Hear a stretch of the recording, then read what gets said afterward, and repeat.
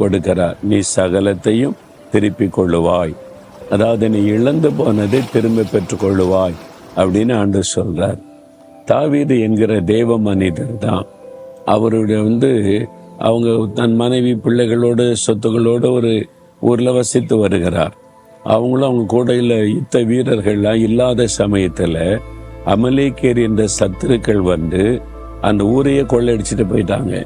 தாவீதனுடைய மனைவிமார், பிள்ளைகள், சொத்துக்கள் எல்லாத்தையும், ஆடு மாடு ஒட்டகங்கள் எல்லாத்தையும் கொண்டு போயிட்டாங்க. ஒண்ணுமே இல்லை. திரும்பி பார்த்தா யாருமே இல்லை, எந்த பொருளுமே இல்லை, எல்லாமே திருட போய்விட்டது, கொள்ளையடிச்சிட்டு போயிட்டாங்க. இழப்பு. அப்ப தாவீது தனக்கு பலனில்லாமற் போக மட்டும் அழுதாராம். மனைவி பிள்ளைகளை இழந்து, சொத்துக்களை இழந்து அழுகை, கண்ணீர் வடித்தார். ஒருவேளை நீங்க இழப்புக மத்தியில் இருக்கலாம். சரீர ஆரோக்கியத்தை இழந்து போய் பலவீனப்பட்டுட்டீங்களா? குடும்பத்தின் செல்வத்தை இழந்து தரித்திரத்துல வந்துட்டீங்களா? இருந்த வேலையை இழந்து அடுத்து என்ன செய்யறதுன்னு தடுமாறுறீங்களா? வியாபாரத்துல இழந்து கடன் பிரச்சனைகளை சிக்கி கொண்டீங்களா?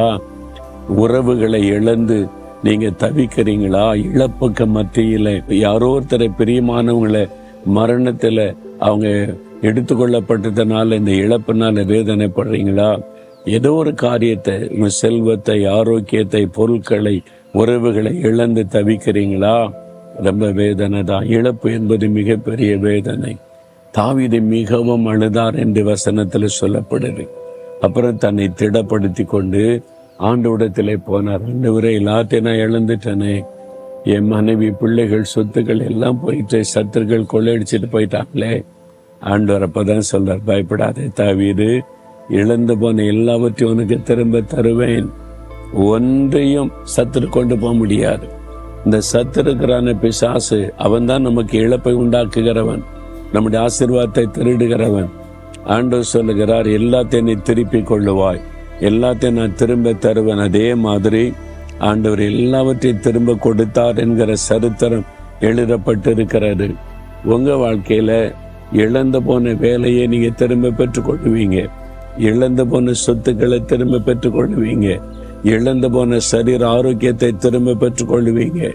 இழந்து போன உறவுகளை திரும்ப பெற்றுக் கொள்ளுவீங்க.